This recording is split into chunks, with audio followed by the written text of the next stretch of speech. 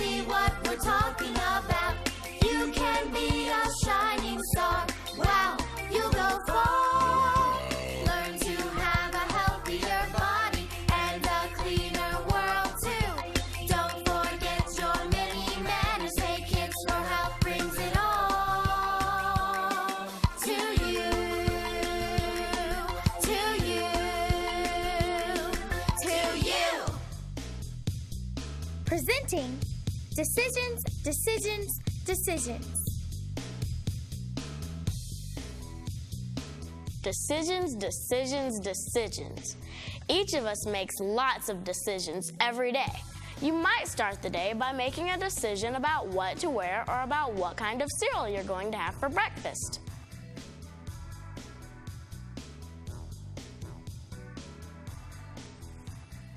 Oh, you're back. When faced with a choice, you need to make a decision. You must listen to that inner voice called your conscience. A decision is made when you choose between two or more possibilities. Some decisions are easy to make, and some are hard to make and require lots of thought.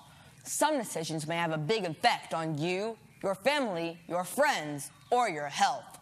It's important for you to make the best decision for yourself and to take responsibility for that decision. Sometimes a parent or other grown-up you trust helps you make decisions. Sometimes a peer will help you make a decision. A peer is someone your own age. I want to be sure that you understand what the word peer means. Look at these. Pick a pair of peer squares. Think to yourself and pick the pairs of peers.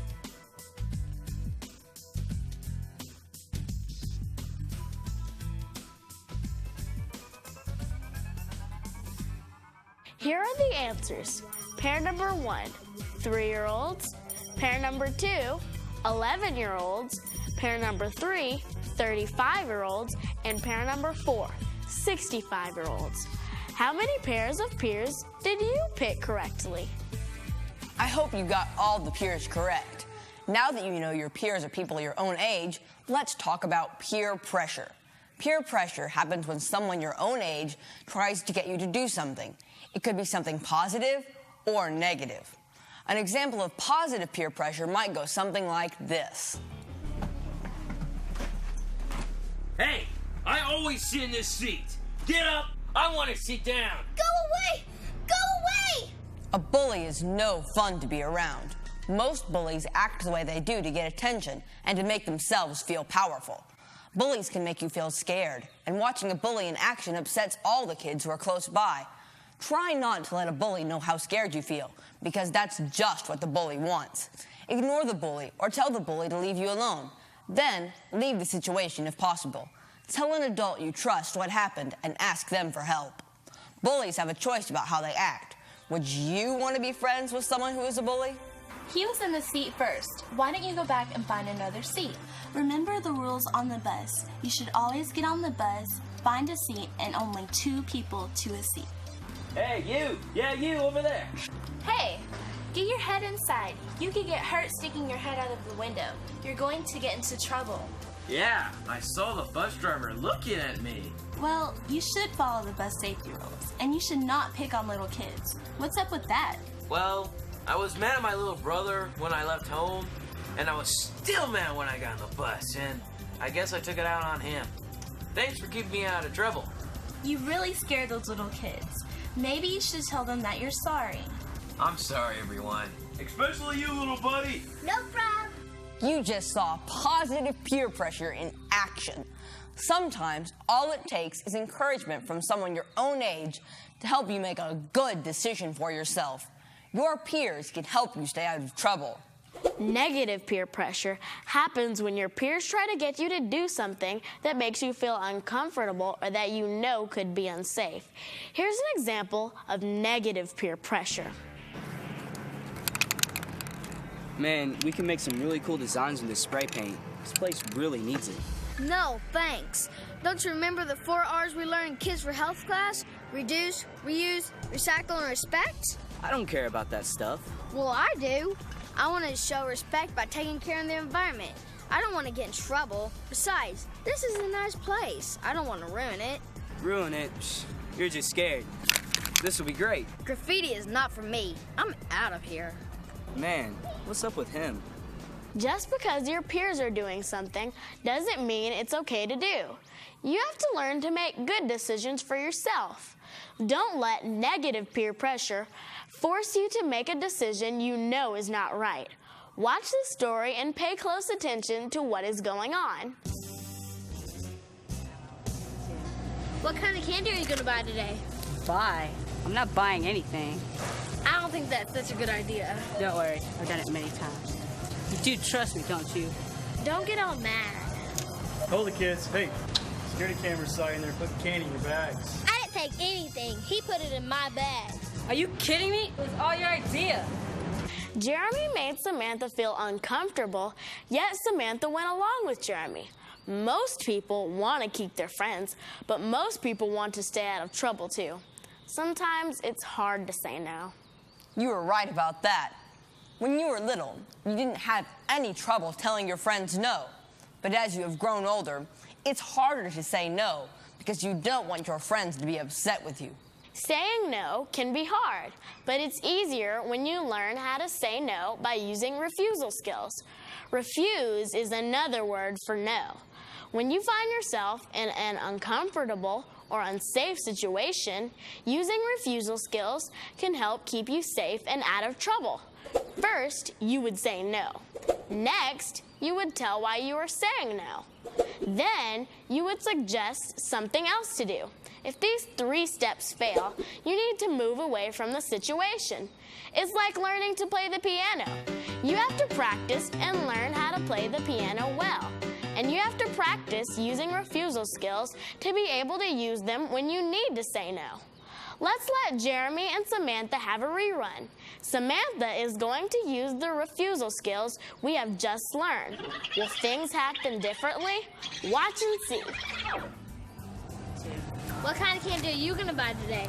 Buy? I'm not buying anything. I'm not stealing any candy. Don't worry, I've done it many times. You do trust me, don't you? It's not okay with me.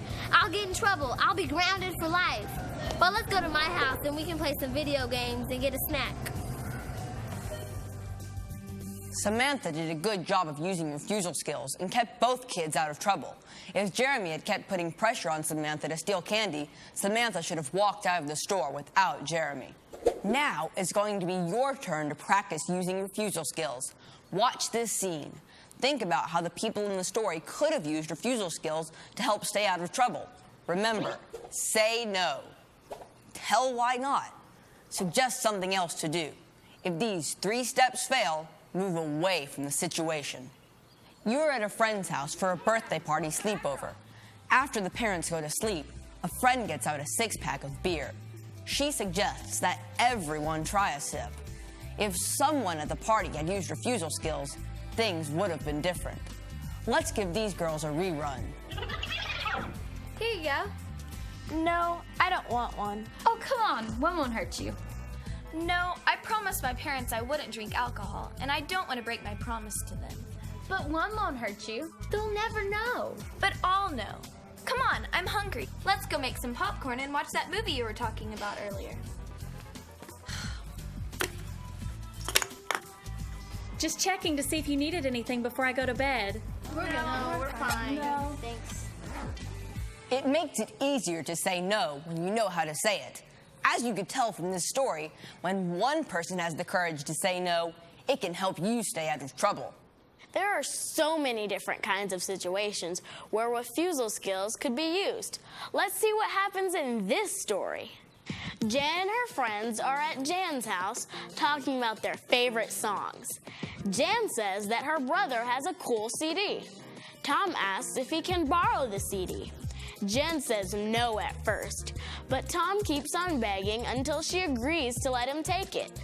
As soon as Tom leaves with the CD, Jan is sorry that she let him have it. Tom sees Jan at school the next day and says that his dog chewed the CD. Jan wishes she had said no in the first place. Jan didn't handle this situation very well. Since this incident, she has learned about refusal skills and how to use them. I have invited her to come visit and tell us how she would have done things differently. Here she comes now. Hi. I'm glad you asked me to come share how to use refusal skills. I should have used them when Tom asked to borrow my brother's CD. Watch my rerun. I didn't know how to say no to Tom when he begged me to let him borrow my brother's new CD. I was sorry the minute I gave it to him. I should have said no, even when he kept asking me. I wish I had told him that I couldn't let him borrow the CD because it wasn't mine.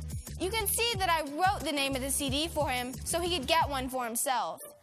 As it turned out, I was the one who got in trouble and had to buy my brother a new CD. Thanks for telling us how you could have used refusal skills to keep yourself out of trouble. I'll be sure to remember to use refusal skills the next time I need to say no. Thanks, and I'll see ya. Bye. I've got one more situation I want you to watch.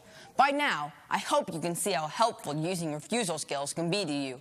Watch and think to yourself how Larry could have used refusal skills to keep himself out of trouble.